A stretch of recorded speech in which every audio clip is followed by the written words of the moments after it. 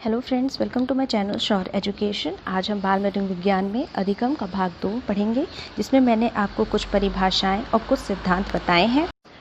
ये कई बार एग्जाम में ये क्वेश्चंस पूछे जा चुके हैं। अगर आपको मेरी वीडियो पसंद आती है तो प्लीज़ इसे लाइक करें, सब्सक्राइब करें और शेयर करें, और बेल आइकन को दबाना ना भूलिएगा, जिससे आपको मेरी न्यू वीडियो की नोटिफिकेशन मिलती रहे। पहला क्वेश्चन हमारा है, अनुकूलित अनुक्रिया सिद्धांत के प्रवर्तक कौन थे? तो अनुकूलित अनुक्रिया सिद्धांत के प्रवर्तक पावलोव महोदय थे। क्लासिकी अनुबंधन सिद्धांत में कौन से तत्वों पर सर्वाधिक जोर दिया गया है? तो पुनरावृत्ति तत्व पर क्लासिकी अनुबंधन सिद्धांत पर सर्वाधिक जोर दिया गया है। अनुकूलित अनुक्रिया सिद्धांत किस जानवर पर प्रयोग किया गया है? तो ये जो अनुकूलित अनुक्रिया सिद्धांत है ये कुत्ते पर प्रयोग किया गया है। और इसके प्रवर्तक कौन है? तो अनुकूलित अनुक्रिया सिद्धांत के प्रवर्तक पावलोव महोदय हैं। अनुकूलित अनुक्रिया सिद्धांत में प्राकृतिक उद्दीपक क्या होता है? तो प्राकृतिक उद्दीपक हमारा भोजन होता है। कुत्ते के मुंह में लार का आना, ये क्या है? ये प्राकृतिक अनुक्रिया है। घंटी बजना, घंटी का बजना क्या है? ये अप्राकृतिक उद्दीपक है।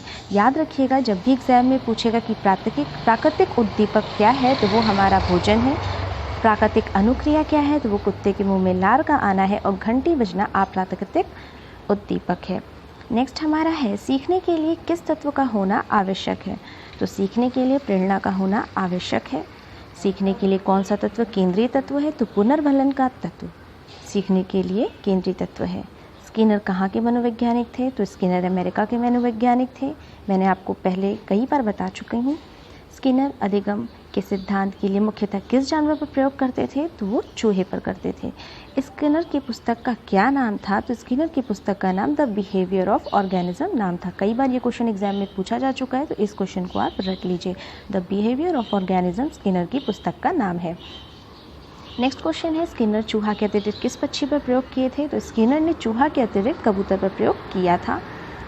मेंटेलिटी ऑफ एप्स, ये जो मेंटेलिटी ऑफ एप्स है ये पुस्तक किसकी है? तो ये कोहलर महोदय की पुस्तक है। इन्होंने कब ये पुस्तक लिखी थी? ये 1925 में मेंटेलिटी ऑफ इन्होंने लिखी थी। सीखना नहीं, प्रतिक्रियाओं को प्राप्त करना या पुरानी प्रतिक्रियाओं को क्रियाशीलता को बढ़ाना, यह कथन किसका है? तो यह कथन किसका है? अंडरवुड का है। हम करके सीखते हैं, यह किसने कहा? तो यह डॉक्टर मेस ने कहा। सीखना विकास की प्रक्रिया है, यह कथन किसका है? तो यह कथन वुडवर्थ महोदय का है। ये बहुत ही इम्पोर्टेंट क्वेश्चन है, एग्जाम में इससे कई बार पूछा गया है। नेक्स्ट है, समय की पाबंदी का ज्ञान किस अधिगम के सिद्धांत से होता है? तो वो है अनुकूलित अनुक्रिया सिद्धांत। नेक्स्ट क्वेश्चन देखते हैं, उद्दीपक अनुक्रिया सिद्धांत किसने दिया था? ये उद्दीपक अनुक्रिया का सिद्धांत थॉर्नडाइक महोदय ने दिया था। थॉर्नडाइक कहाँ के निवासी थे? थॉर्नडाइक USA अमेरिका के निवासी थे। क्रिया प्रसूत अनुबंधन सिद्धांत किसने दिया?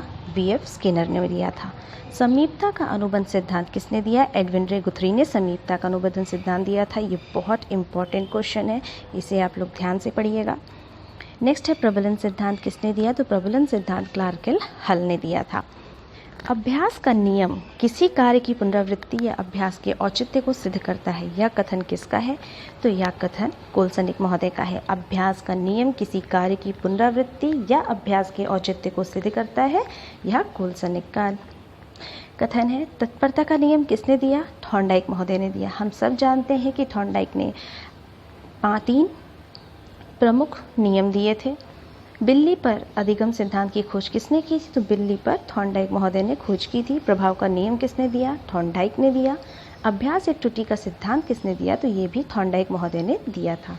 फ्रेंड्स, अगर आपको मेरी वीडियो पसंद आती है तो प्लीज़ इसे लाइक करें, सब्सक्राइब करें और शेयर करें, और don't forget to press the bell icon to get notified for my new video.